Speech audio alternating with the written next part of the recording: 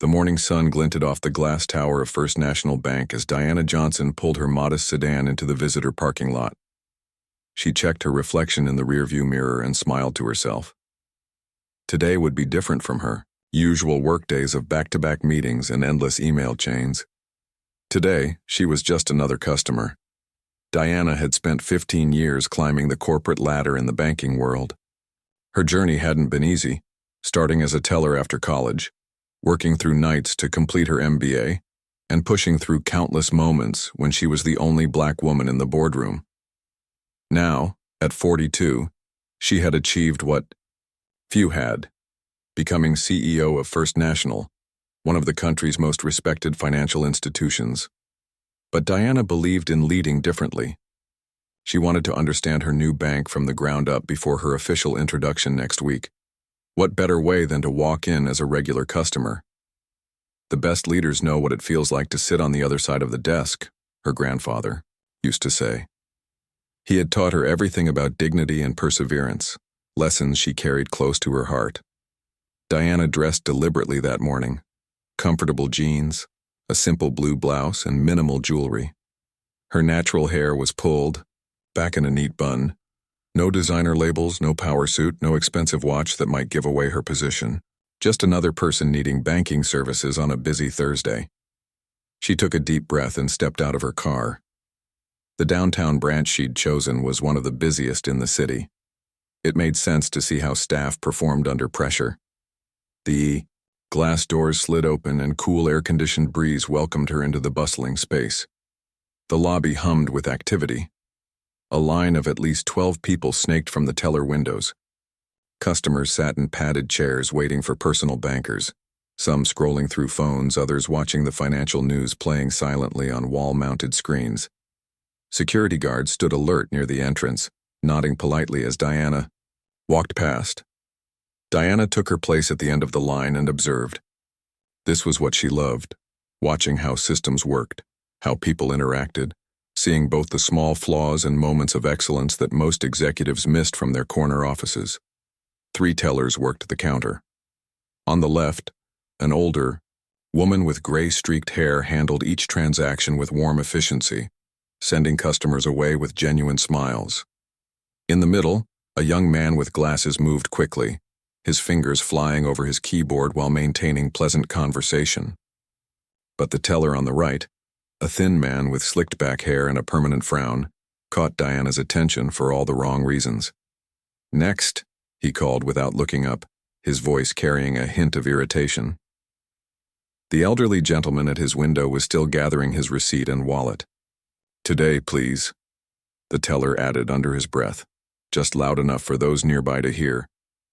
Diana watched as customers unconsciously shifted to the other lines, even if it meant waiting longer. Interesting, she thought. People will accept delays to avoid discourtesy. She made a mental note. The line moved steadily. Diana used the time to study the branch's layout, noting the outdated brochure stands, the single water cooler with no cups in sight, and how the glare from the windows made one of the digital displays unreadable. Small things, easily fixed, but they mattered to the customer experience. A young mother struggled with a fussy toddler 2 spots ahead of Diana. The child's cries grew louder, drawing annoyed glances from some patrons. Diana watched as the middle teller caught the mother's eye, smiled reassuringly, and quickly opened a new position to wave her forward. "Let me help you right away," he said warmly. Diana smiled. That was the kind of empathy she wanted throughout her bank. She'd make sure that young man received recognition. 20 minutes passed before Diana approached the front of the line. Both, the efficient older woman and the kind young man, were busy with complicated transactions. That left only one available teller, the impatient one on the right. "Next," he called, still focused on his computer screen. Diana stepped forward.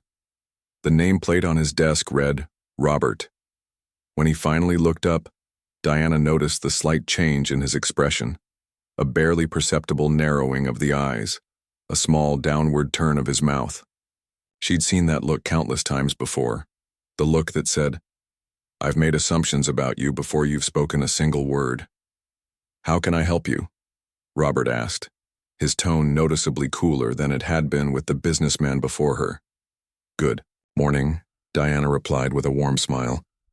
I'd like some information about your premium business accounts, please. I'm considering moving my company's banking relationships.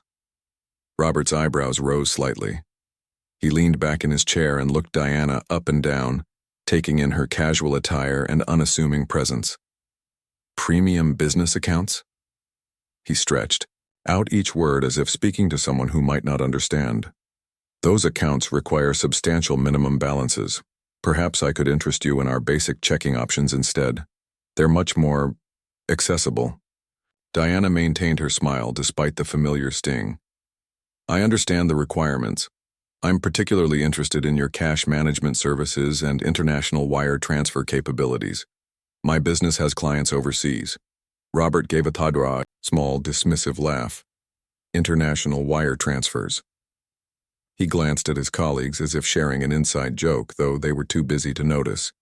That's quite sophisticated banking. How about we start with something simpler? Do you currently have any accounts with us? No, Diana replied evenly. But I've been researching several banks, and First National's reputation interested me. I was hoping to speak with someone about your corporate services. The skepticism on Robert's face deepened. And what kind of business did you say this was for?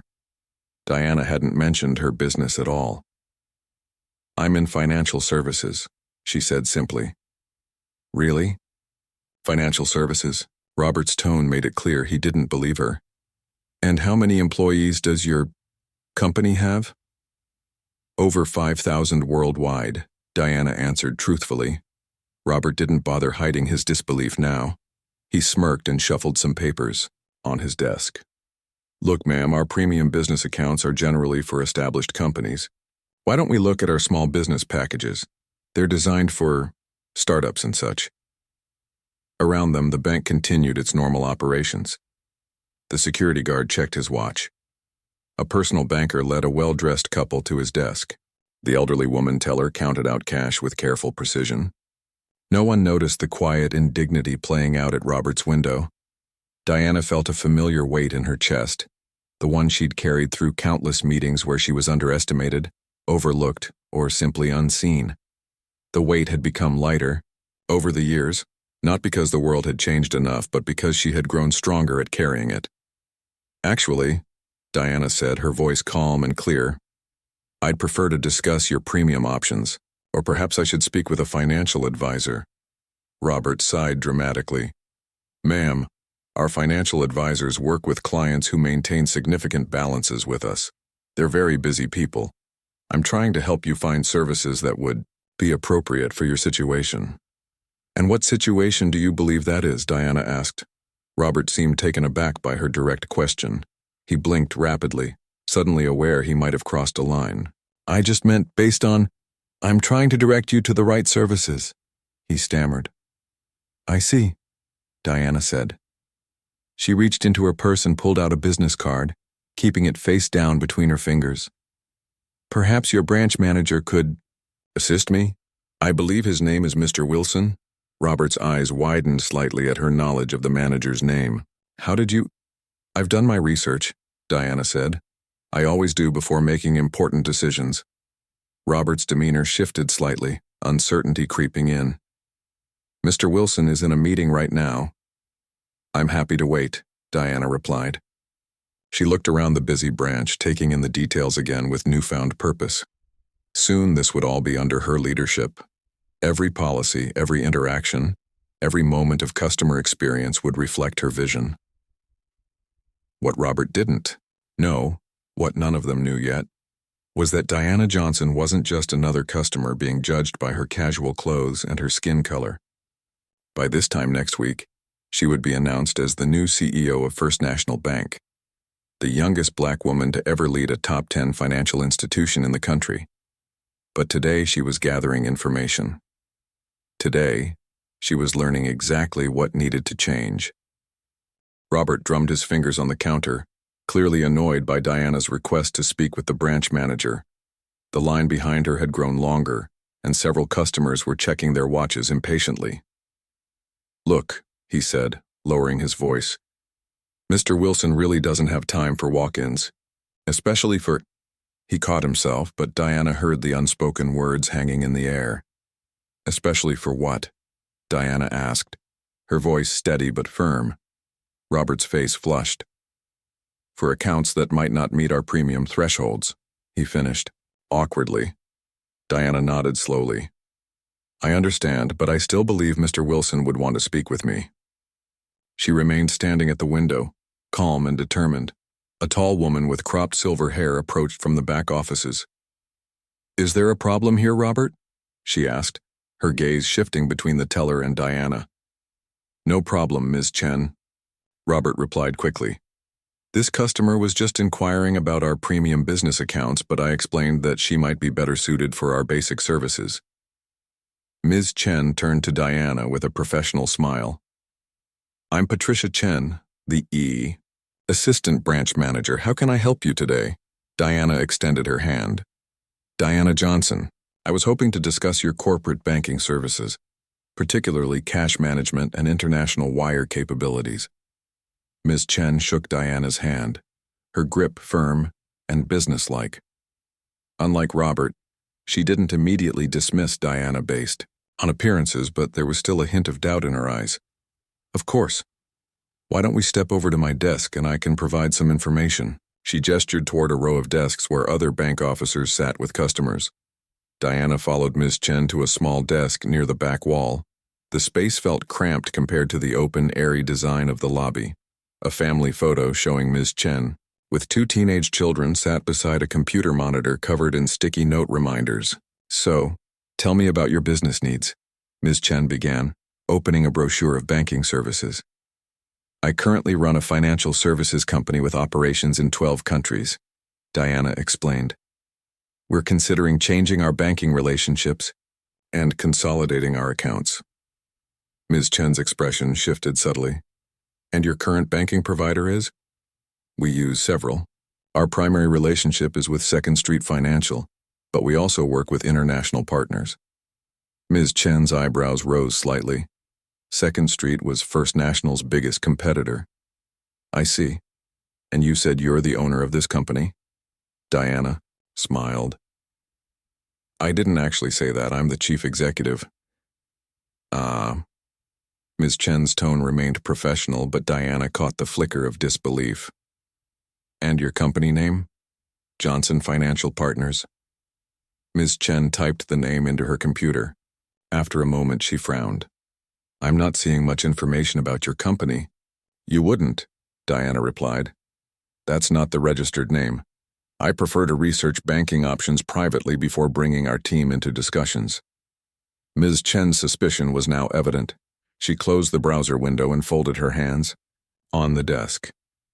"Ms. Johnson, we value transparency at First National. Our premium corporate services are designed for established businesses with verifiable histories and substantial assets. Perhaps if you could share some basic details about your company's structure and financial position." Diana understood the game well. She'd faced this countless times. The extra scrutiny, the additional questions, the raised bar of proof that wouldn't be required of others. Rather than becoming frustrated, she used it as an opportunity to observe how the bank handled challenging situations. "I understand your concern," Diana said. "But I'm not applying for credit today. I'm simply gathering information about your services to compare with other institutions." Ms. Chen seemed caught off guard by Diana's composed response. "Of course, let me get you our corporate services brochure."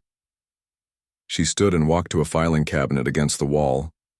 While Ms. Chen searched for materials, Diana glanced around, the branch again. She noticed a young black teller helping an elderly customer count coins with remarkable patience. Near the entrance, a security guard was kindly directing a confused visitor to the right department. These were the moments of humanity that built customer loyalty, the small kindnesses that no efficiency metric could capture. Ms. Chen returned with several glossy brochures and a business card. "Here's our standard information. If you're seriously interested in our premium services, you'll want to speak with Thomas Wilson, Our branch manager. He handles our high-value corporate clients personally. Her tone suggested she didn't believe Diana would qualify for such attention. Thank you, Diana said, accepting the materials. Is Mr. Wilson available today? Ms. Chen's smile tightened. He's quite busy with scheduled appointments. If you'd like to meet with him, I recommend calling to arrange a proper meeting. His calendar fills up weeks in advance. Diana nodded thoughtfully. I see. And what are your typical requirements for premium business accounts? Minimum balances, transaction volumes, that sort of thing? Ms. Chen hesitated, clearly uncertain whether to invest more time in what she perceived as an unlikely prospect. Our platinum business accounts require a minimum average daily balance of $250,000. Our diamond tier starts at $1 million. Most of our corporate clients maintain balances in the 8-figure range. And international wire transfer fees? $35 for outgoing, $15 for incoming. Reduced rates are available for high-volume clients. Ms. Chen recited the information mechanically, her enthusiasm waning. Diana opened one of the brochures and pointed to a section about cash management services. This mentions customized solutions. Can you elaborate on that? Ms. Chen sighed softly. Those are highly specialized services for our largest corporate clients. They involve dedicated account representatives, proprietary software integration, and custom reporting packages. She glanced at her watch. I'm sorry, but I have an appointment. Arriving soon. Was there anything else specific you needed today? Diana recognized the brush-off but maintained her pleasant demeanor. Actually, yes. I noticed your website mentions specialized services for diverse-owned businesses. Could you tell me more about those programs? The question caught Ms. Chen off guard. Well, yes, we do have several initiatives. They're mostly focused on smaller businesses, providing reduced fee accounts and microloan programs. I see. And who oversees those programs? That would be our community outreach department. They're actually at headquarters, not at this branch. Ms. Chen glanced toward the lobby where a well-dressed couple had just entered. Her body language made it clear she was ready to end this conversation. One last question, Diana said. If I were to open accounts here, who would be my primary contact for day-to-day needs? For business accounts of the size you're describing, if you were to qualify, you'd have a dedicated relationship manager. But for more modest accounts, you'd work with our regular business banking team. Ms. Chen stood, signaling the end of their meeting. Diana remained seated.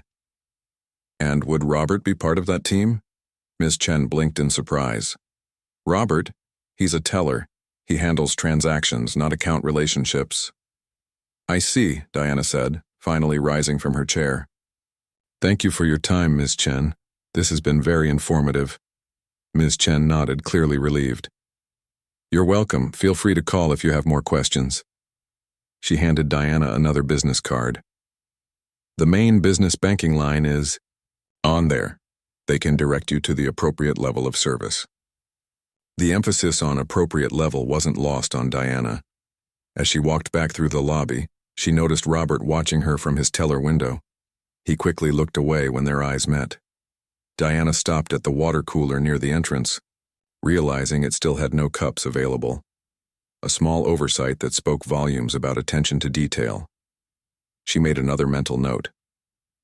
As she reached for the door, it swung open, and a man in an expensive suit nearly collided with her. Excuse me, he muttered without really looking at her. Mr. Wilson? Diana said, recognizing the branch manager from her research. He paused, surprised. Yes?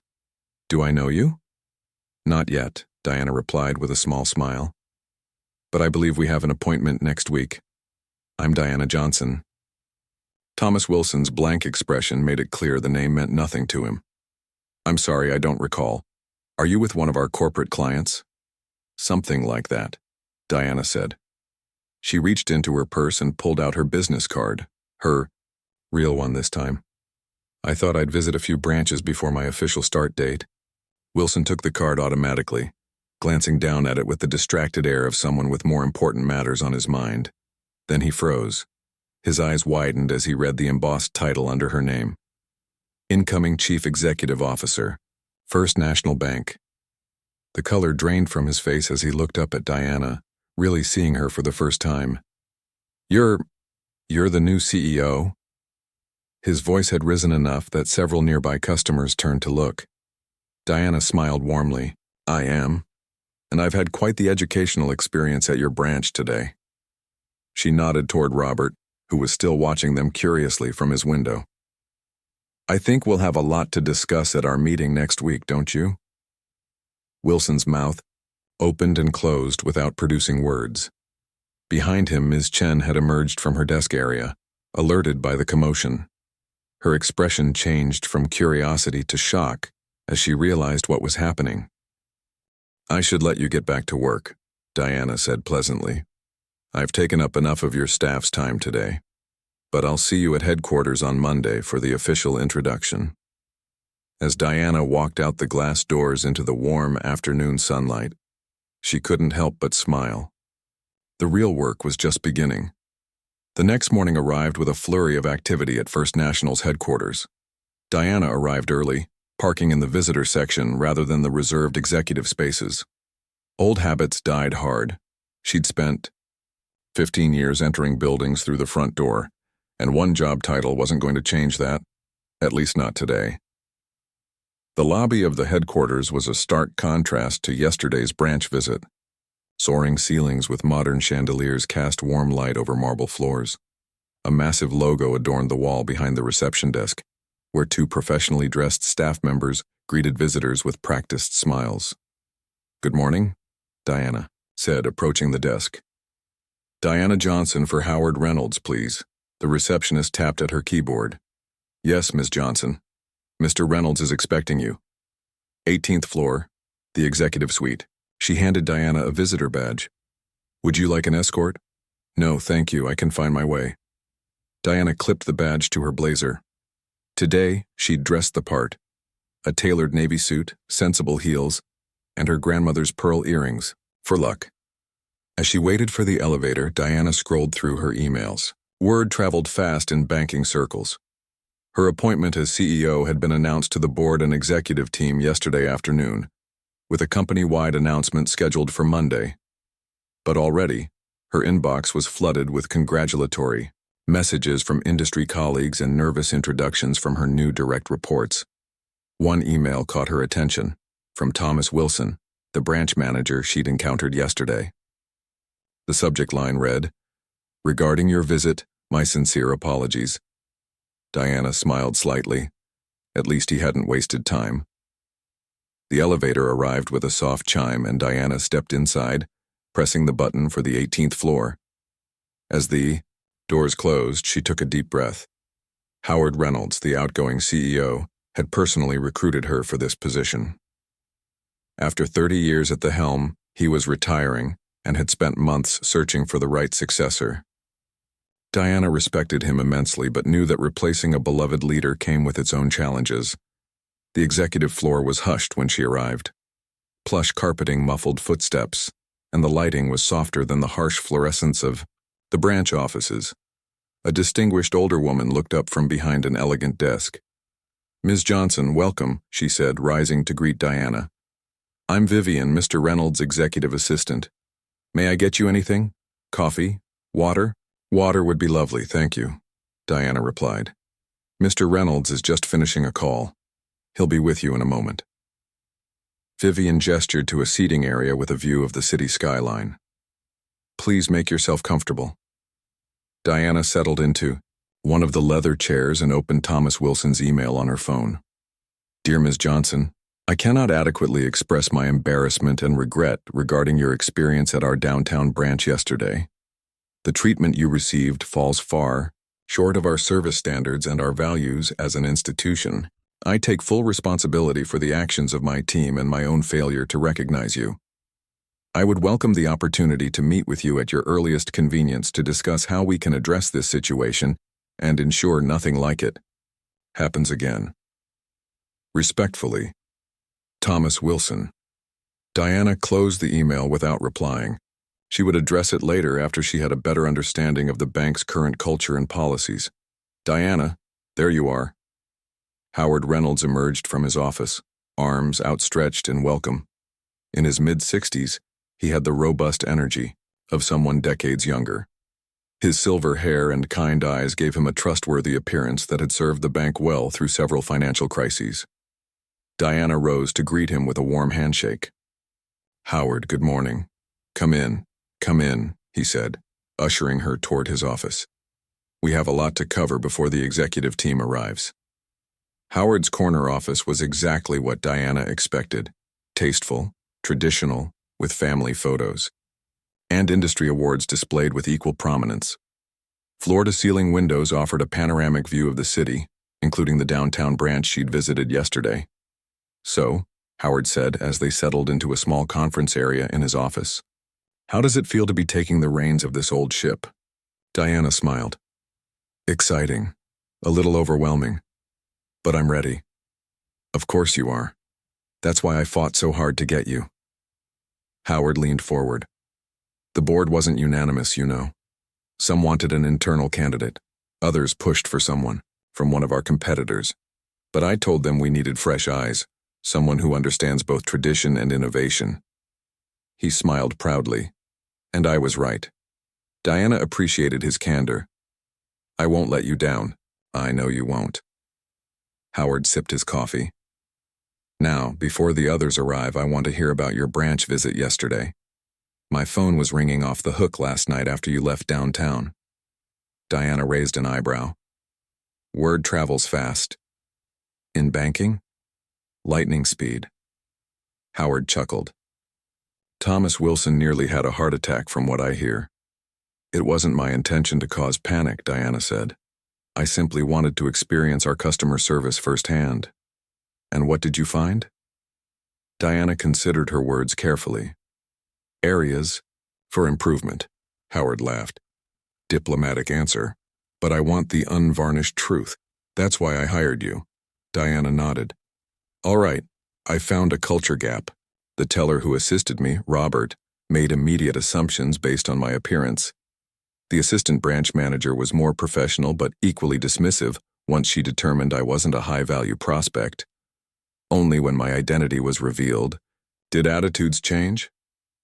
Howard's expression grew serious. "Was it racial? Gender-based? Both?"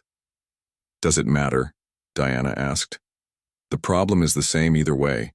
We're judging customers on appearance rather than potential value." Howard nodded slowly. "Fair point. What do you propose?" "I'd like to implement mystery shopping across all branches. Not just our premium services, but basic transactions too. And I want to review our diversity training programs, especially for customer-facing staff." "Consider it approved," Howard said without hesitation. "Anything else?" Diana smiled. "Actually, yes, I'd like to attend the downtown branch's morning meeting on Monday." Howard's eyebrows shot up. "You don't waste time, do you?" "I believe in addressing issues directly," Diana replied. "And I want to set the tone for my leadership from day one." Their conversation was interrupted by a knock at the door. Vivian poked her head in. "The executive team is assembled in the boardroom, sir." "Thank you, Vivian," Howard said, standing. "Ready to meet your new team?" he asked Diana. "As ready as I'll ever be." They walked together down the corridor to the boardroom, where 12 people sat around a massive mahogany table. The conversation died immediately as they entered. "Good morning, everyone," Howard said cheerfully. "As you know, today is a momentous day for First National. After 30 years, I'm passing the torch to someone I believe will lead this institution to new heights." He gestured to Diana. "Please welcome your new Chief Executive Officer, Diana Johnson." The room erupted in polite applause. Diana scanned the faces around the table, some genuinely welcoming, others carefully neutral, and a few openly skeptical. She recognized several from her research: the Chief Financial Officer, the Head of Retail Banking, the Chief Risk Officer. The demographic makeup was unsurprising: predominantly white, predominantly male, predominantly over 50. "Thank you, Howard," Diana said, taking her place at the head of the table. "And thank you all for the welcome. I know leadership transitions can be challenging, but I'm looking forward to working with each of you to build on the strong foundation Howard has established." A tall man with a carefully trimmed beard leaned forward. "We're certainly looking forward to hearing your vision for the bank, Ms. Johnson. Your reputation precedes you." Diana recognized him from her research. "Thank you, Mr. Harrington. As Chief Operations Officer, I'm particularly eager to discuss your thoughts on our branch efficiency metrics." He looked surprised that she knew his role without introduction. Around the table, others straightened slightly, realizing she had done her homework. "Before we dive into business," Howard said, "I thought we'd take a moment for introductions. Diana has studied all your backgrounds, but there's nothing like a face-to-face meeting." He turned to his right. "Let's start with you, Philip." As each executive introduced themselves, Diana listened carefully, noting not just their words, but their body language, their enthusiasm, their priorities. These would be her key allies or obstacles in the changes she hoped to implement. Halfway through the introductions, Howard's phone buzzed. He glanced at it and frowned.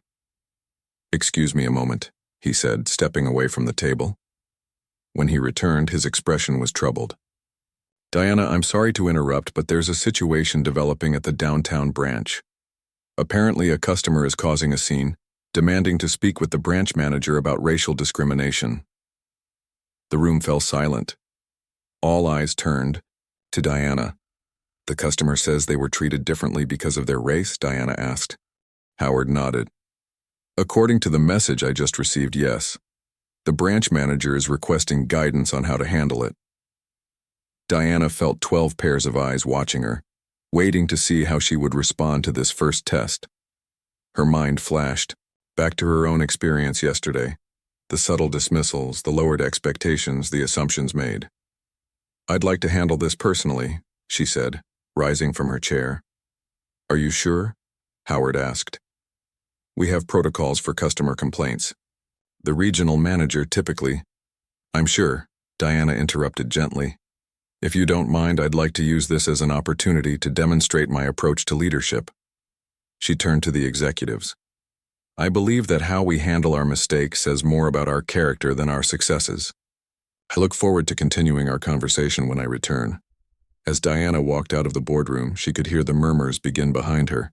She knew they were wondering if they'd made a mistake hiring an outsider, someone who might rock the boat. But Diana hadn't climbed this far by playing it safe. The real work was just beginning.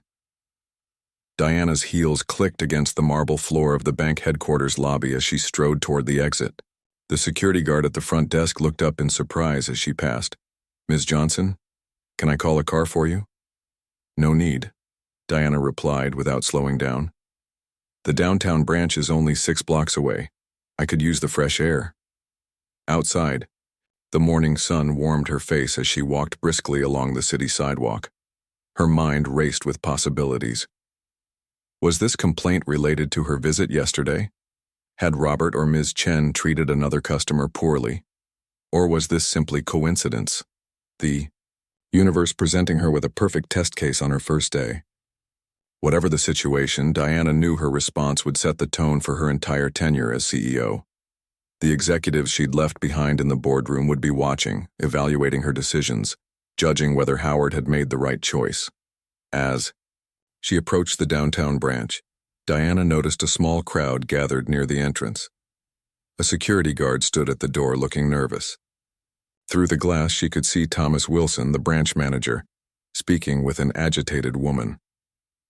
Diana took a deep breath and pushed open the door. The usual hum of bank business had been replaced by tense silence. Customers stood frozen at teller windows or seated in waiting areas, all eyes focused on the confrontation taking place near the manager's desk. "Don't understand why I need to justify myself to you," the woman was saying, her voice tight with controlled anger. "I've been a customer here for 15 years. I know what discrimination looks like." Thomas Wilson's face was flushed. "Mrs. Taylor, I assure you, First National Bank takes these allegations very seriously. If you could just explain exactly what happened—" "I already told you," Mrs. Taylor interrupted. "I came in to withdraw money from my account, my own money, and your teller acted like I was trying to rob the place. Asked for 3 forms of ID, called over a supervisor, made me wait while other customers went right through with just a driver's license." Diana recognized the woman now. Dr. Elaine Taylor, a prominent surgeon at the city hospital. They had met at a charity function last year. Wilson noticed Diana's entrance and his eyes widened in recognition and alarm. He straightened his tie nervously. "Mrs. Taylor, please. If we could continue this conversation in my office." "It's Dr. Taylor," she corrected firmly. "And no, I don't want to be shuttled off to some back room. This isn't the first time I've been treated this way here, but it will be the last. I want my accounts closed today." Diana stepped forward. "Dr. Taylor?" The surgeon turned, surprise registering on her face. "Diana, what are you doing here?" "I was about to ask you the same thing," Diana said with a gentle smile. She extended her hand. "It's good to see you again, though. I'm sorry about the circumstances." Dr. Taylor shook her hand, confusion evident in her expression. "You know each other?" Wilson asked, looking back and forth between them. "We've met at several hospital fundraisers," Diana explained. She turned back to Dr. Taylor. "I couldn't help overhearing. Would you mind telling me what happened?" Dr. Taylor hesitated, then nodded. "I came in to withdraw $8,000 for a medical mission trip to Guatemala. I have the same withdrawal amount documented in my account history from previous trips. But today, the teller," she pointed toward Robert's window where he was pretending to be busy with paperwork, "treated me like a criminal, questioned why I needed that much cash, asked for multiple IDs, then called over his supervisor who suggested I take a cashier's check instead because it's safer. When I insisted on cash, they made me wait 20 minutes while they verified my account, something they never do with other customers." Diana nodded, taking in the information. "I understand your frustration, and you're right, this isn't acceptable." Wilson stepped forward. "Ms. Johnson, perhaps we should—" "Mr. Wilson," Diana interrupted smoothly, "could you please gather your tellers and other customer-facing staff? I'd like to address everyone." "Right now?" he asked, his voice rising slightly in panic. "Right now," Diana confirmed. She turned to the customers watching the scene unfold. "Ladies and gentlemen, I apologize for the disruption to your banking today. If you'd like to continue your transactions, please do. If you'd prefer to wait a few minutes, I promise what I have to say will be brief." Most customers stayed put, intrigued by the unfolding drama. Wilson nervously gathered his staff near the center of the lobby. Robert stood at the back, trying to blend in with his colleagues. "Dr. Taylor, would you mind joining us?" Diana asked. The surgeon nodded and followed Diana to the center of the lobby. Diana surveyed the assembled staff, 15 people in all, a mix of tellers, personal bankers, and support personnel. Their expressions ranged from curious to anxious. "Good morning," Diana began. "My name is Diana Johnson. Some of you may have met me yesterday when I visited this branch as a customer." She glanced pointedly at Robert, whose face drained of color as he made the connection. "What many of you don't know is that as of this morning, I am the new Chief Executive Officer of First National Bank." A wave of whispers swept through the group. Several staff members straightened their posture instinctively. "My first official act was going to be a company-wide announcement on Monday. But instead I find myself here addressing a situation that should never have occurred." Diana turned to Dr. Taylor. "Dr. Taylor is not just any customer. She's a renowned cardiothoracic surgeon who has saved countless lives. She's also served on the board of the City Hospital Foundation, helping raise millions for medical care for underserved communities." Diana paused to let that sink in, and yet when she came into this branch today, a branch where she's been a customer for 15 years, she was treated with suspicion rather than respect. Just as I was treated with dismissal rather than welcome when I came in yesterday. Whispers grew louder. Ms. Chen, the assistant manager who had been dismissive to Diana the previous day, looked as though she wanted to disappear into the floor. "I want to be very clear," Diana continued, her voice firm but not unkind. "First National Bank exists because of our customers, all of our customers. We don't judge their value by how they dress, the color of their skin, or any other superficial factor. Everyone who walks through these doors deserves respect and professional service." She turned to face Robert directly. When we make assumptions about people based on appearances, we not only hurt them, we hurt ourselves. Yesterday, a teller assumed I couldn't possibly need information about premium business accounts because of how I looked. Today, that same assumption was made about Dr. Taylor. Robert stared at the floor, unable to meet her gaze. I'm not here to shame anyone, Diana said, softening her tone. We all have biases. The question is whether we recognize them and work to overcome them, or allow them to control our actions and decisions. She addressed the entire staff again. Starting Monday, we will be implementing new training programs across all branches. We will also be instituting a mystery shopper program to ensure that every customer receives the same high level of service, regardless of appearance, accent, or any other factor.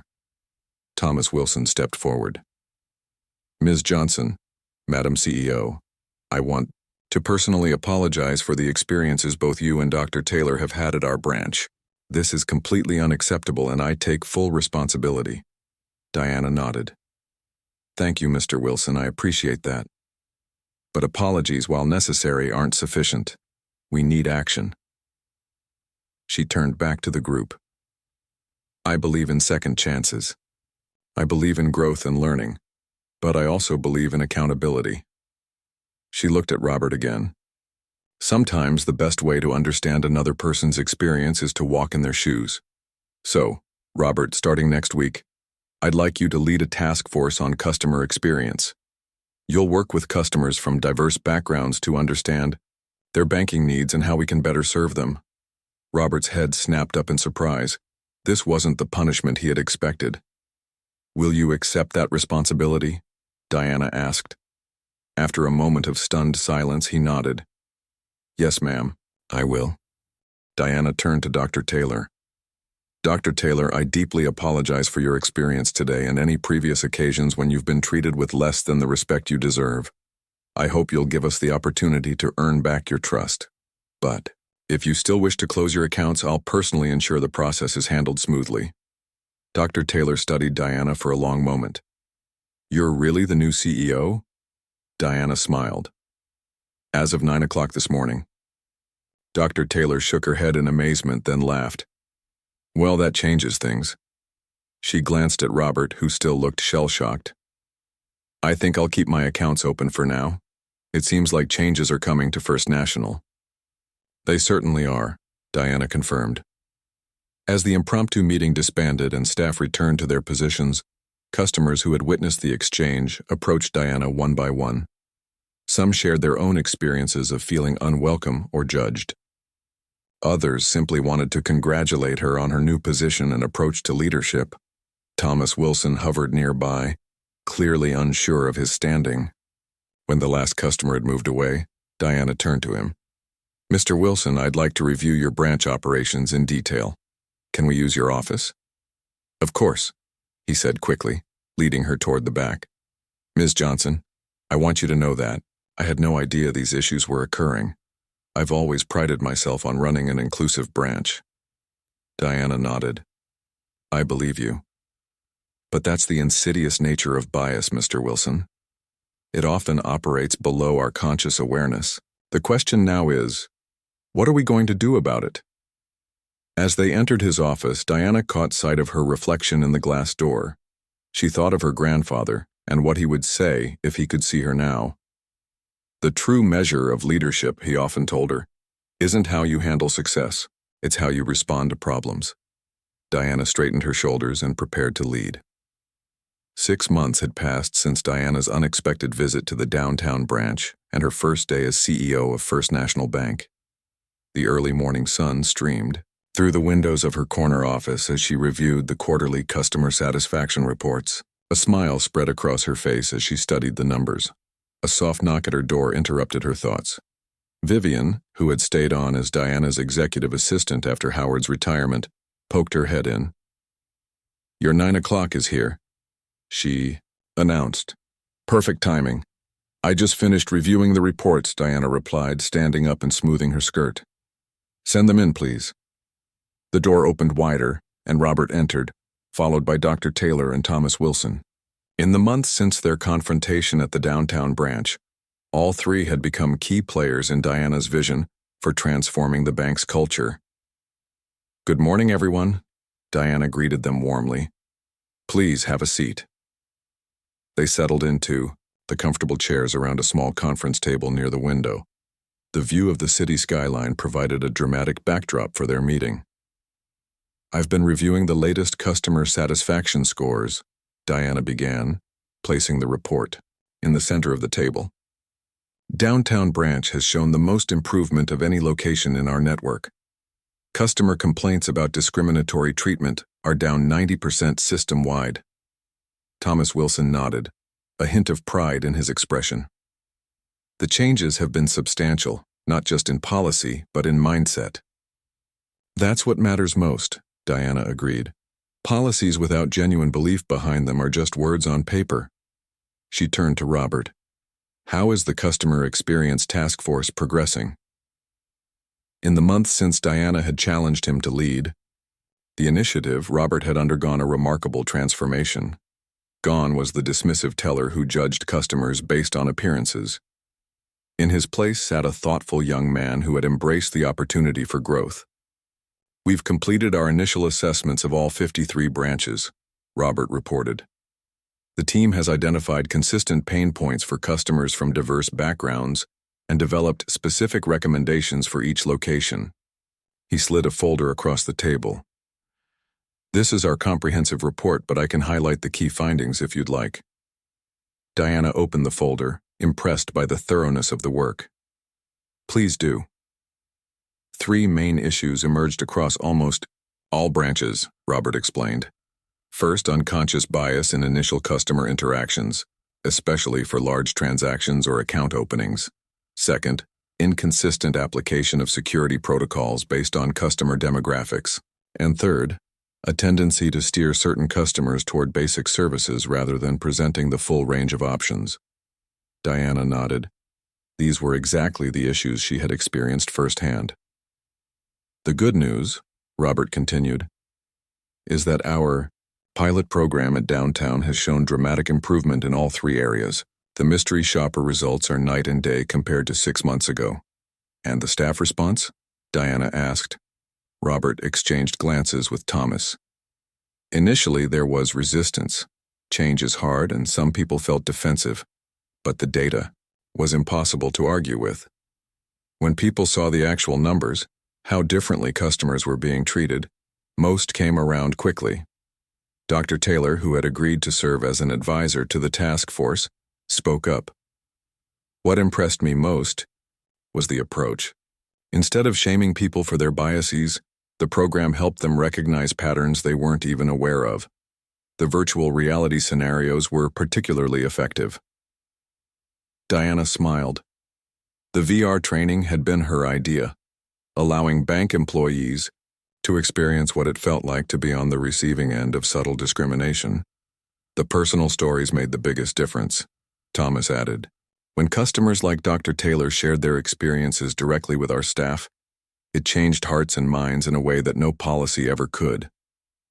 Diana turned to Dr. Taylor. "And from your perspective, as both a customer and advisor, how would you rate our progress?" Dr. Taylor considered the question. "Substantial but incomplete. The culture is shifting, but real change takes time. What matters is that the effort is genuine and ongoing." Diana appreciated her honesty. "I couldn't agree more. This isn't a one-time fix, but a continuous journey." She stood and walked to the window, gathering her thoughts. When she turned back to the group, her expression was determined. Today's meeting isn't just about reviewing progress. It's about next steps. She returned to the table and placed her hand on a second folder. "The board has approved my proposal for a new division focused entirely on inclusive banking. It will develop products and services designed specifically for underserved communities, with dedicated resources and its own P&L responsibility." Robert's eyes widened. "That's unprecedented in the industry."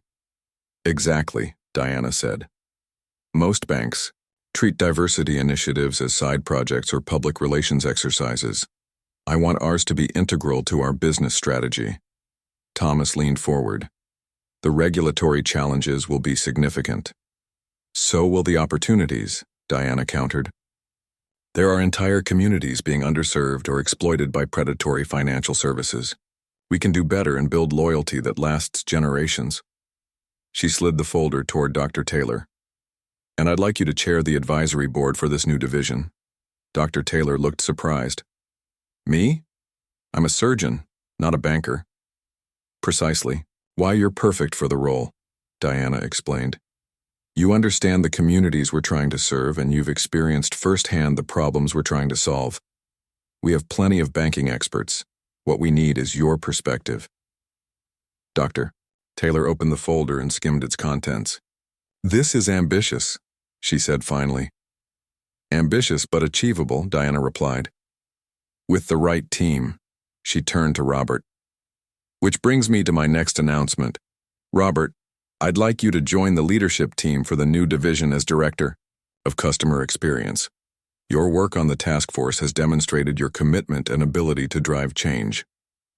Robert sat back in his chair, momentarily speechless. 6 months ago, he had been a teller making snap judgments about customers based on their appearance. Now he was being offered a director-level position. I don't know what to say, he managed finally. Say yes, Thomas encouraged with a smile. You've earned it. Robert looked at Diana with genuine gratitude. Thank you for believing in me, especially after how we met. Not many CEOs would have given me a second chance. Diana thought back to that first day at the downtown branch when Robert had dismissed her based on nothing more than her casual clothes and the color of her skin. The easy path would have been to fire him. The harder but ultimately more rewarding path had been to challenge him to grow.